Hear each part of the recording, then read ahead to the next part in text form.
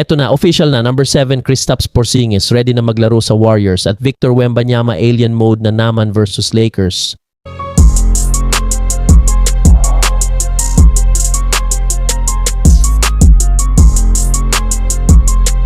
Unahin natin ang isa sa pinakadominanteng performance ngayong season, si Victor Wembanyama laban sa Los Angeles Lakers.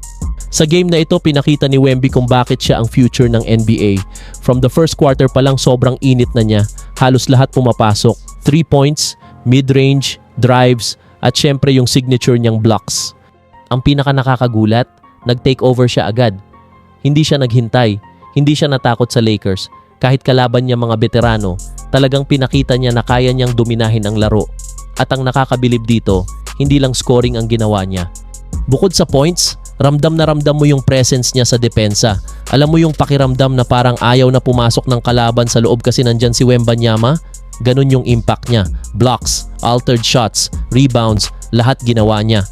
Sa offense naman, sobrang hirap niyang bantayan. Imagine, 7-4 ka na nga, marunong ka pang mag-shoot sa labas, marunong mag-dribble, at kayang gumawa ng sariling tira. Parang pinaghalo mo si Kevin Durant at isang elite rim protector. At ito na ang tanong ngayon ng maraming fans. Handa na ba si Wembanyama maging next face of the NBA? Sa kabilang banda, usap-usapan ngayon ang recent interview ni Kristaps Porzingis kung saan kitang-kita kung gaano siya ka-excited na maglaro para sa Golden State Warriors. Sa mga sinabi niya, ramdam mo yung excitement at hunger niya na magsimula ng bagong chapter sa career niya. At bakit nga ba siya excited? Simple lang, Steph Curry. Imagine mo na lang, isa kang big man na kayang mag-shoot, tapos makakalaro mo ang greatest shooter of all time. Ang daming open shots na pwede niyang makuha. Bukod pa doon, ang sistema ng Warriors perfect para sa kanya. Bukod pa ron, mukhang nagkakasundo na sila ni Draymond Green sa recent video na inilabas ng isang fan. Kitang-kita ang pagkatuwan ni Porzingis habang magkausap sila ni Green. Ngayon ang tanong, eto na ba ang bagong era ng Warriors? May Curry ka pa rin. May championship experience ang team. Ngayon may 7-3 scoring big ka pa. Kung mag-click agad ang chemistry nila, posibleng maging isa sa pinakadelikadong team ulit sa Western Conference.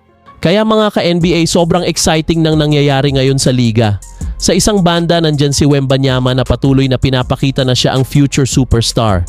Sa kabilang banda, nandyan si Porzingis na sobrang motivated at excited na tumulong sa Warriors. Ikaw, anong tingin mo? Mas nakakatakot ba ang Spurs dahil kay Wembanyama? O mas lalakas ang Warriors dahil kay Porzingis?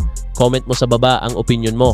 At kung nagustuhan mo ang video na to, huwag kalimutang mag-like, subscribe at share para mas marami pa tayong NBA updates na pag-uusapan.